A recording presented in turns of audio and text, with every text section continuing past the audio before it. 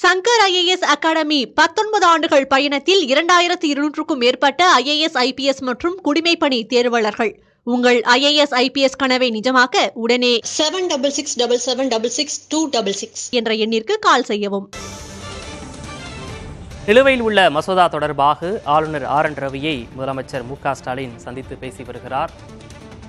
5:30 மணி அளவில் முதலமைச்சர் MK ஸ்டாலின் ஆளுநரை சந்திக்க உள்ளே சென்றார். அந்த சந்திப்பு நிகழ்ந்து கொண்டிருக்கிறது. உடன் அமைச்சர்களும் சென்றிருக்கிறார்கள். தங்கம் தென்னரசு உள்ளிட்ட அமைச்சர் பெருமக்களும் உள்ளே சென்றிருக்கிறார்கள். நிலுவையில் உள்ள மசோதா தொடர்பாக ஆளுநர் ரவியை முதலமைச்சர் MK ஸ்டாலின் சந்தித்து தற்போது பேசி வருகிறார்.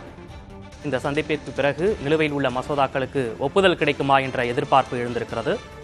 கூடுதல் விவரங்களோடு செய்தியாளர் ரமேஷ் இணைத்திருக்கிறார். ரமேஷ், முதலமைச்சரோடு சேர்ந்து அமைச்சர்களும் உள்ள சென்றிருக்காங்க. என்னென்ன விஷயங்கள் தொடர்பாக பேசப்பட்டு வரும்னு நம்ம முன்னாடியே பேசியிருந்தோம்.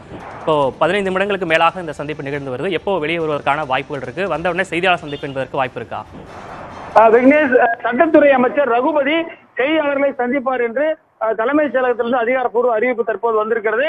இந்த சந்திப்புல மூத்த அமைச்சர்களாக இருக்கக்கூடிய நீர்வளத்துறை அமைச்சர் துரைமுருகன், அதே போல உயர்கல்வித்துறை அமைச்சராக இருக்கக்கூடிய ராஜகண்ணப்பன் உடன் இருக்கிறார்கள். இவர்கள் சார்ந்த சட்ட மசோதாக்கள் இருப்பதால் அவர்கள் உடன் இருக்கிறார்கள். அதே போல பினான்ஸ் மினிஸ்டர் நிதித்துறை அமைச்சராக இருக்கக்கூடிய தங்கம் தென்னரசும் இருக்கின்றார். அதே போல சட்டத்துறை சார்ந்த அதிக மசோதாக்கள் தான் இருக்கின்றன.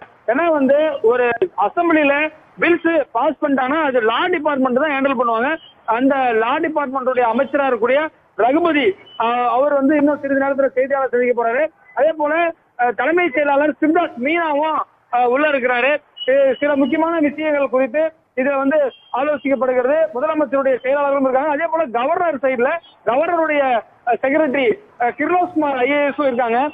என்ன இந்த 10 பில்லுல பாத்தீங்கன்னா ஒரு 7 பில்லு உயர்கல்வித்துறை சார்ந்த மசோதாக்கள், பல்கலைக்கழக சட்ட மசோதாக்களை குஜராத்தில் இருப்பது போன்றும் அதே போல வேறு சில மாநிலங்களில் இருப்பது போன்றும் மாநில அரசு துணைவேந்தர்களை நியமிக்கக்கூடிய அதிகாரம் வேண்டும் என்பதுதான் இந்த சட்ட மசோதாவோட சாராம்சம்.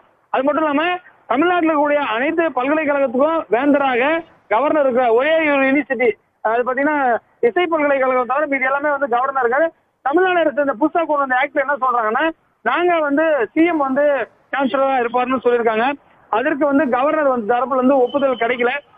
இந்த 10 ஒரு சில மசோதாக்களுக்கு கவர்னர் சுப்ரீம் கோர்ட்டுக்கு அனுப்பிச்சிட்டாரு. ஒரு சிலதுக்கு ஒப்புதலும் கொடுத்திருக்காரு.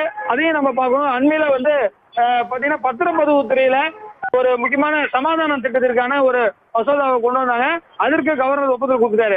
இந்த மாதிரி சில கான்ஃபிளிக்ட் இருக்கக்கூடிய, அதாவது பொதுப்பட்டியல், கல்வி என்பது பொதுப்பட்டியல் இருக்கு அப்படின்னு சொல்லி கவர்னர் சொல்றாரு. எனவே அதற்காக தான் நாங்க ஒப்புதல் கொடுக்கல அப்படின்றதையும் அவர் பல இடங்கள்ல பல மேடைகளையும் சொல்லியிருக்காரு. எனவே இது ஒரு முக்கியத்துவம் வாய்ந்த அரசியல் சாசன விவகாரங்கள் நிறைந்த ஒரு சப்ஜெக்டா இருக்கு. தமிழ்நாடு அரசு என்ன கோட் பண்றாங்கன்னா, நீங்க குஜராத்ல ஆல்ரெடி இப்படிதான் இருக்கு, வேற சில ஸ்டேட்லயும் அப்படிதான் இருக்குன்னா அந்த சாராம்சம் அந்த திமுக ஆட்சிக்கு செப்டம்பர் மாதம் 2021 கொண்டு வந்த அந்த பில்ஸ் எல்லாம் பாத்தீங்கன்னா பல ஸ்டேட்ல இருக்கக்கூடிய பில்ஸ் எல்லாம் படிச்சு பார்த்து கொண்டு வந்த மசோதாக்கள். ஏற்கனவே நீட் சார்ந்த மசோதா கவர்னர் முதல்ல ரிட்டர்ன் பண்ணாரு, திருப்பியும் அசம்பிளியில நிறைவேற்றி திருப்பி அமைச்சாங்க. அவர் உடனே குறிப்பா குடியரசுத் தலைவருக்கு அமைச்சாரு. இப்ப அங்க இருக்கு, பிரசிடென்டோடைய நிலுவையில இருக்கு. இது மாதிரி நிறைய ஒரு அரசியல் சாசன சில விஷயங்கள் இரண்டு தரப்பிற்குமே இருக்கிறது. சட்டத்துறை அமைச்சர் ரகுபதி செய்தியாளர் சந்திக்கல என்ன சொல்றாருன்றத நம்ம பார்க்கணும். அதே போன்று அவங்க சைட்ல குறிப்பா சில விஷயங்கள் பாத்தீங்கன்னா இந்த ஆன்லைன் ரம்மிக்கு ஒப்புதல் கொடுக்கறதுல ஒரு காலதாமதம் ஏற்படுது. கவர்னர் திருப்பி முதல்ல ஒப்புதல் கொடுக்கல, திருப்பி அனுப்பிச்சாரு. திருப்பி ஒரு கரெக்ஷன் பண்ணி கரெக்ஷன் பண்ணாம திருப்பி அப்படியே அனுப்பிச்சாங்க. அந்த மாதிரி இப்ப அதுக்கு ஒப்புதல் கிடைச்சிருச்சு. ஆன்லைன் விளையாட்டுகளை ஒழுங்குபடுத்தக்கூடிய சட்ட மசோதா, அதுக்கு ஒப்புதல் கிடைச்சிருச்சு. இந்த மாதிரி இந்த செப்டம்பர் 2021 பாத்தீங்கன்னா கவர்னராக ரவி அவர்கள் கிட்டத்தட்ட 2 வருஷம் நிறைவடைஞ்சிருச்சு. அவருக்கும் இந்த கவர்மெண்ட்டுக்கும் சில முரண்பாடுகள் ஏற்பட்டது. கடந்த முறை கவர்னர் அட்ரஸ் ஜனவரி மாதம் நடந்த போது தமிழக அரசு கொடுத்த வாக்கியங்களை அப்படியே படிக்காம சில ஸ்கிப் பண்ணிட்டாருன்னு சொல்லிட்டு சில எதிர்ப்பு அப்பயே கவர்னருக்கு முன்னாடியே தமிழ்நாடு அசம்பிளியில தீர்மானம் கொண்டு வந்தாங்க. அந்த நிலையில அவர் வெளியேறினாரு. அப்ப பொன்முடி கூட ஒரு சில வார்த்தைகளை விட்டாரு. அது மாதிரியான விஷயங்கள்லாம் கூட பாத்தீங்கன்னா போன வருஷம் நடந்தது. இந்த நிலையில இன்னமும் இப்ப ஜனவரி மாசம் தொடங்கிருச்சு. கவர்னர் அட்ரஸோட இந்த அசம்பிளி தொடங்க போது சிஎம் பொறுத்தவரை அவங்க என்ன நினைக்கிறாங்கன்னா, கவர்னரோட இணக்கமா போகணும், நம்ம நாட்டோட நலனை கருதி வந்து இணக்கமா போகணும்னு நினைக்கிறாரு. அதை வந்து பல ஸ்டேட்மெண்ட்லயும் அவர் சொல்லியிருக்கிறத நம்மளால பார்க்க முடிகிறது. கவர்னர் சைட்லயும் வந்து அவர் வந்து சுப்ரீம் கோர்ட்ல கேட்கிறாரு. அதே போல அடிஷனல் அட்வொகேட் ஜெனரல் மத்திய அரசுல வந்து சில லாயர்ஸை கன்சல்ட் பண்ணிட்டு தான் சில விஷயங்கள் பண்ணணும்னு சொல்றாரு. எனவே இரண்டு தரப்புமே வந்து லீகல் ஒப்பீனியன் கேட்டுதான் பண்றாங்க. இந்த கேஸை பொறுத்தவரையிலும் சுப்ரீம் கோர்ட்ல வில்சன் தான் வாதாடுறாரு. அவர் வந்து போட்டு ஒரு அபிடேவிட்ல 250 பக்கம் ஒரு பேஜ்ல வந்து போடும்போது சொன்னாரு, இந்த பில்ஸ் எல்லாம் வந்து பெண்டிங்ல இருக்கு. இதெல்லாம் வந்து முன்னாள் அமைச்சர்கள் விஜயபாஸ்கர், அதே போல பாத்தீங்கன்னா ரமணா, வீரமணி போன்ற 3 அமைச்சர்கள் மீது நாங்க வந்து வழக்கு தொடர்றதுக்கு சாங்ஷன் வேணும்.